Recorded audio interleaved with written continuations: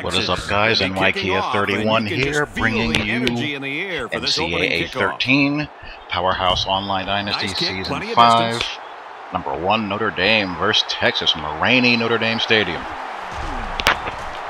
Brought down at the 17-yard line. Why the hell not? I'll give away the ending. I take an L, not a good performance. By yours truly. And, you know, if you're consistently playing good quality competition, you're just going to have games where the guy you're playing just plays better than you. That's just going to happen, you know? You just tip your hat to your opponent and you move on. But you'll at least be able to see the final draft of my custom spread offense, and you'll see me flounder around with a 3-4, a defense I'm not very comfortable with at all. And he's taken down around the 15-yard line. But more importantly, I'm going to discuss the game that is soon to be upon us. Notre Dame, Alabama, a national championship for all the marbles. 43-yard line. How do I think the game is going to play out? Well, you know that I'm, you know, a maniac when it comes to all things Notre Dame football. I'm never going to pick against Notre Dame. We know that going in. However, I'm still going to objectively discuss the strengths and weaknesses of both teams, how I think the game is going to play out, and of course, I would love to hear your thoughts as well. Trying to set up a little screen, gets it to his tailback. Let's start out with good old Alabama. What can we say about Alabama?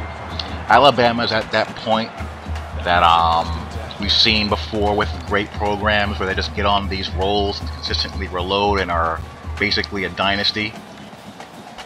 They're rolling along like USC was under Carroll, Florida under Urban Meyer and the old ball coach, the U.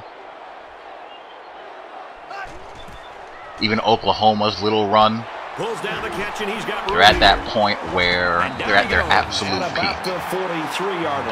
Notre Dame, they've been dormant for a very long time. Over 2 decades, close to 25 years. Brian Kelly has come in, has proven to be the right guy for the job at the right time. And in his 3rd season, he's where Lou Holtz was when Notre Dame won their last national championship. He's got his best team. He's got the most, I guess, Brian Kelly type players, for lack of a better phrase, that he's had since he's been there, with more on the way. He's gotten recruiting back up. He's given Notre Dame an identity. He's basically done all the things that the coaches before him, Charlie Weiss, Tyrone Willingham, Bob Davie, couldn't do. And the echoes are awake again. He's gobbled up in the backfield. Defensively, both teams are very similar. Both teams are very similar as far as their strengths and also where their weaknesses are. Notre Dame's front 7 is as stout as anybody. You can forget about Alabama running right up there like they did against Georgia. That's just not going to happen. At the same time, Alabama has easily the best offensive line outside of Stanford's that Notre Dame has faced. Easily. And defensively, Alabama's front 7 up the middle gives Notre Dame problems as well. If you look at how Notre Dame has played this year, the teams that have given them trouble defensively were teams that had dominant interior players. I mean, even Purdue gave them all kinds of problems between the tackles because they had a defensive tackle who they just couldn't deal with, and it really caused them some trouble. So that's a big area of concern that I'm worried about as far as Notre Dame running their offense against Alabama's defense. Weaknesses, they're both weak wide. As you get further wide, outside linebackers and the corners, the weaker or the softer the respective defenses are. Alabama's defense is not nearly as stout at the corners as they were in previous seasons. They don't have a great havoc-wreaking edge rusher. Notre Dame has a couple of guys who can bring pressure off the edge. Prince Shembo, Stephon Tuitt, Capron Lewis Moore. But when you get wider to the corners, you have all kinds of issues.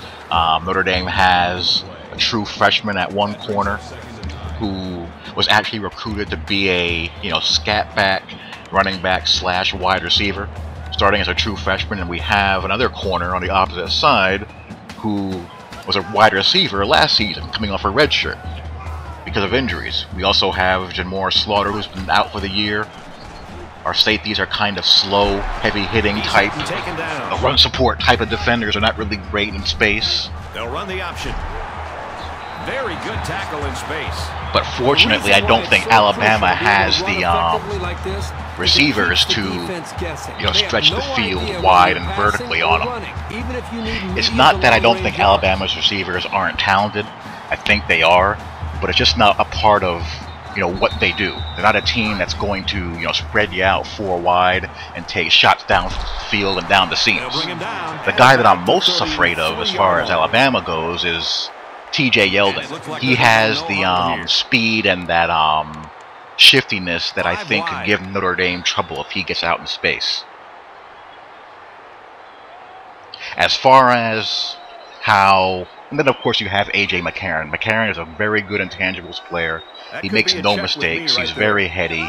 He's an extension of the coach on the field, and he's going to make good decisions. And it's going to be interesting to see how that plays against Notre Dame's defense, who plays a pretty soft style of 3-4. They're not really very aggressive, not really much of a overload blitz type of defense, or zone blitz heavy type of defense. There, they bend but don't break, keep everything in front of you, close and converge on the ball type of 3-4. So they're going to make McCarron be patient in the passing game and force him to make those sound decisions and check the ball down and take what's there. Notre Dame's offense against Alabama's defense.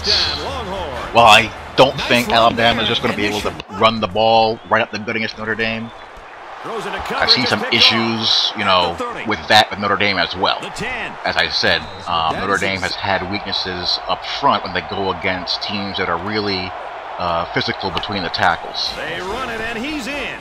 So the quarter after a turnover is a perfect example of that. I think you could see a lot of Theo Riddick because he's that he's basically Notre Dame's version of Yeldon. He's a guy who used to play wide receiver. I think you can see him all over the field, in the backfield, in the slot, running routes out of the backfield, as well as Sierra Wood dropping the hammer.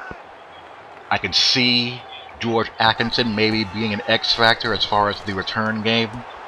I believe he gives Notre Dame an edge there. He's an explosive guy. Everett Golson, I don't care what the 40-yard dash time says. He looks to me, when he's playing, he looks more quick than fast. He's elusive. He can keep plays alive with his legs, but he is not a Johnny Manziel type or Mariota type burner in the open field. He's shifty, he's elusive, he's agile, but I don't think he's going to be a guy who is going to worry about busting a scramble 50 yards for a touchdown. They're changing the play. With him, it's going to come down to how well he deals with what the mastermind and Nick Saban is going to throw at him. He's going to get exotic looks. He's going to get exotic pressures on 3rd and long. Saban's going to dial up everything he can to confuse him, to fluster him, to make him indecisive. He's grown more confident later in the season. If you noticed, Notre Dame's last few games this season, the offense began to pick up the tempo more. You saw more spread sets that were more exotic, empties, 5 wides, trips, trio, bunch sets that you didn't see earlier in the season. So slowly but surely, BK is giving Golston more and more of the system to operate and sprinkling in some up-tempo here and there. But how much and how well he can deal with the evil genius that is Nick Saban will, bear a lot of the telling in this game, because I don't think Notre Dame can survive Everett Golston if he goes into the tank and has that glazed, confused, deer in the headlights type of look on his face. If Notre Dame has to pull him and throw Tommy Rees in there, Notre Dame's in serious trouble, because I don't think Rees can beat them either. Because Rees is a stationary target.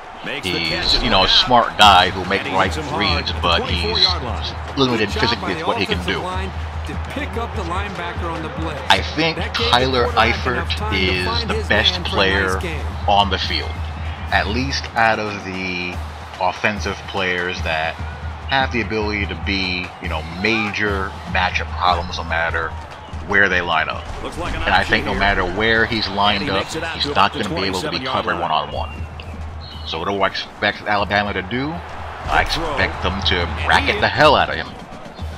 Wherever he is, I expect him to be doubled, tripled, chipped, bumped, and force Notre Dame to go to TJ Jones, go to Robbie Toma, guys like that, and force those guys to prove that they can get open and that they can make plays. I don't believe Nick's going to let Tyler Eifert just run wild through their secondary.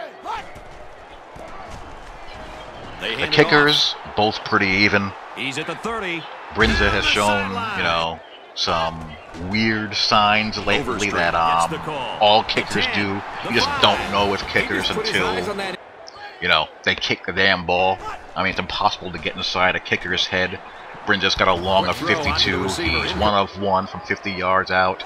3 is him from 40 to 49. So it's a crapshoot if Notre Dame needs a long field goal to win the game, tie the game late, or need a pressure kick, because, as a guy who's watched every Notre Dame game this year, he's kind of been hot and cold and erratic late in the season.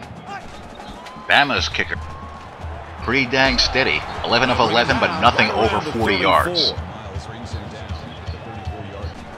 For their primary kicker, they have, I guess, a long-distance specialist who's 4 of 9, takes care of their longer kicks. He's 4 of 9 from 40 yards and above, so, with the kickers, it's a flip of the coin. You just don't know with college kickers, ever. So how do I see the game playing out? I think we're in for a close game. I don't think Notre Dame is capable of blowing out Alabama unless everything aligns right. Kickoff returns, INT returns for touchdowns, turnovers. I think Bama's capable of blowing out Notre Dame on their best day. But I think both teams are going to play well. They're both very well coached.